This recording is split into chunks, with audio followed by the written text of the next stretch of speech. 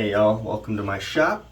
Today I wanted to share with you a little bit about how I got started in hand tool woodworking and what I'd recommend if you're looking to get started. So these are the tools that I started with, that I was able to, in college, fit into this little Sterilite Tupperware box, other than the saw, but even if I took the screw out here, you could fit that in here at an angle. So it was very compact, easy to take with me. This is a minimal kit. I'll throw in some other stuff and swap some things out as I talk about them that I'd recommend now. But your standard bench plane is going to be a number 4 Stanley, very typical. This is not the one I started out with. I actually started out with an unbranded one that I tuned up and practiced on, learned on. I was on the hunt for one of these and I found it and refurbished it, and so now I've been able to use that one. And then I was given this by a friend. Definitely not necessary for a first toolkit. It's just a little smaller version of this basically, but can be handy for quick work, softening edges and whatnot. A set of chisels, 1 3/4, 1/2 inch. This is a set I got either at Home Depot or Lowe's, and I've done all of my chiseling with these. I'd love to upgrade them someday, but they work fine. I keep sharpening them and haven't had an issue. Pencil for marking. This is a 6-inch combination square. Nice for making square edges. When you're marking stuff out, you can easily know if something is a 90 or a 45. Tape measure. A wood mallet. This is the first project I made once I started getting interested in hand tools. This is not the mallet I use anymore. I actually ended up making another mallet more recently, and this is the one I use now. This one's been transferred to the paint cans, but I bought a few clamps. I actually use these to clamp this up. It's a couple of pieces of maple laminated together, glued up, and then I put some wedges in for a handle, but as you can see, nothing special. But this is the mallet that I did use to chisel out all the joints on this workbench. And then a good pull saw. This is a Japanese pull saw. It's got these bigger teeth on here, are gonna be for ripping along with the grain, and then these finer teeth here are for cutting across the grain. And then I got just a cheap Norton sharpening stone and was able to keep these sharp on there, but I think there might be some better options that are lower maintenance and easier to keep flat than this that I'll talk about. Alright, I've zoomed out so I've got some room on the other side of the table. I'm going to start talking about some recommendations that I have. If you're first starting out, I'm just going to go through what I started with and put everything that I recommend you start with over there, and then keep the things over here that you don't really need. Before I get started though, I realized I didn't mention the spoke shave.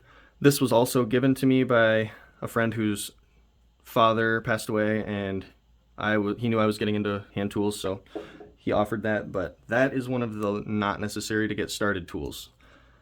So first up, I got this 6-inch, but I soon learned that a 12-inch is nice to have for wider boards. A lot of boards that I've worked with, including when I made this workbench, easily 12-inch chunks. So I would start with a 12-inch and then get the 6-inch for convenience later on. Obviously, still recommend a pencil. And one other thing I forgot was a knife. I had a small box cutter, just your standard run-of-the-mill, something like this, just with a simple replaceable blade, and that's crucial. You need a knife for marking cuts when you're working with hand tools. You making a knife edge really helps get a crisp cut. You can actually measure more accurately with a knife than a pencil. So that was something that I also had. Now, I have seen several other woodworkers on YouTube and elsewhere recommend this Stanley utility knife, and I bought it and I do really like it. It's got a nice long blade here. They have replacement blades, but you can also sharpen this. I've done it a time or two. It is time for me to do it again, so maybe I'll share how I sharpen. But a good knife. I don't think the clamps are necessary to start off with. This saw, however, highly recommend. This is the Japanese pole saw that I started with. The nice thing is it has a way to take the blade off. There's not really a way to sharpen these. That's the downside. So you need to buy a replacement blade when it gets dull. But for beginners, this one blade will last a long time if you don't bend it, and if you're just cutting wood like you should be with no nails or metal in it. I put my own Turk's head knot with paracord on here for some better grip, and it's been serving me well. I think this is my second or third blade in 8 years, but I think that is a necessary piece of the puzzle. I talked about these chisels. These are original to my set. I would like to upgrade likely to the Irwin Marples set. They have a set of 3 and then also a set of 4 with a nice 1/4-inch chisel, which I'd like. But any chisels with a hard edge will do.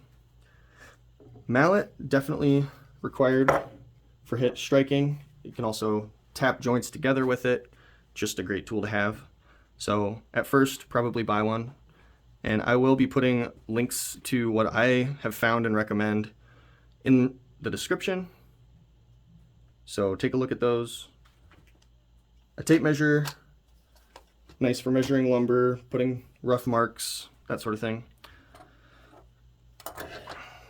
Spoke shave, not necessary. Very nice for if you're trying to soften edges and shape more circular curves on edges, but a lot of that can get accomplished with a hand plane. Block plane, another nice to have, definitely not necessary to get started. A bench plane, I think, is one of the key tools. It can be used to flatten. It's just a great tool to have for hand tool woodworking. It allows you to make very professional looking pieces even as a beginner.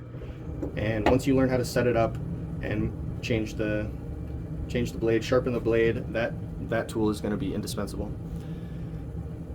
This sharpening stone was definitely on the cheap side, and since then I have tried these very thin diamond plate stones. They're very affordable, and all you need is a little bit of scrap plywood to either glue with some adhesive or use double-sided tape like I have here. And then I recommend coarse, medium, fine. There is an extra fine available as well, and the set that I have found has 4.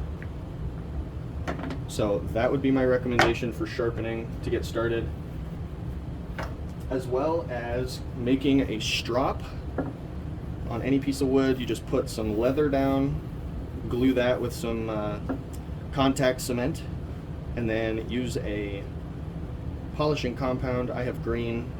I think they're all about equal in what they can do. They just help really polish the edge when you're sharpening a tool. Again, not even necessary to get started, but I would recommend that be one of the first things you make when you're sharpening, so that you can have really nice sharp tools and you can touch up your edges without having to go back to the stones. Something that I have but don't know if most people will use is a bit and brace. This is a very classic no power way to drill holes, and you put your bits in here, but typically those are auger style bits and a lot of them are antiques. It's hard to find good ones that are being manufactured now, so you might have to find this at an antique shop or on eBay. And if you're doing anything with finer cuts, or not finer, but like small curves or smaller details, you're going to want something called a coping saw, and this allows you to cut and twist. It's almost like a hand-powered bandsaw. You can think of it that way, or a scroll saw. But again, this is not a required tool to get started. I would say this is a nice to have, personally, unless you know you're going to be making those small cuts. But I will say, if you're not looking to go the manual drill route, just any small hand drill and a set of bits is going to be your friend if you're doing anything with screws or other hardware that you want to fasten together. These have been great little tools. I know drills aren't the cheapest tool, but if you can't find a good bit and brace set, then this might be the option you're going to end up going with. And something else that I ended up buying, also not too expensive, but it's called a sliding bevel. And instead of relying just on your combo square, this can help you do any angles. So if you're doing dovetails, for example, and you don't have a jig or you want to make a jig, you can mark your angle on here, fix it in place, and then you've got a repeatable angle that you can reference with. I've used this many times on different angles, including on this workbench project. But just to show you what I've been able to make with those tools over there, I'm going to show some pictures of some projects that I've made. Obviously this workbench, I'll show some pictures of the different steps that I was able to do before I even had a workbench, just using sawhorses. And again, you can get away with just an old junk table. If that's all you have, you can use that to get your workbench and get started. There are lots of ways to get around needing a vise as well. I've seen videos of the importance of other tools which you can make, such as bench hooks. You can just slide those on here, and then you're able to put your workpiece in here, pull it, and then you can cut off of the edge here. And if you have a push saw, you just put it here, and you can cut like this. So you don't even necessarily need a vise if you get creative, and I'd be happy to share more about how I do some of that. I learned about a lot of woodworking with power tools with my dad. He's a professional carpenter, and once I got into college and was almost ready to graduate, I got more interested in some of the hand tool options available. Other channels, Wrangler Star, Paul Sellers, they were instrumental in getting me proficient and taught me a lot of these skills. So I'm proof that if you start from zero with hand tools, it's possible to learn. I didn't have anyone looking over my shoulder showing me what to do. I just started going at it, and once you commit and decide that this is something you want to try and possibly fail at, but then get back up and keep going, you're going to be able to make a lot of really nice stuff, and you're going to feel accomplished when you're able to build something with your own hands.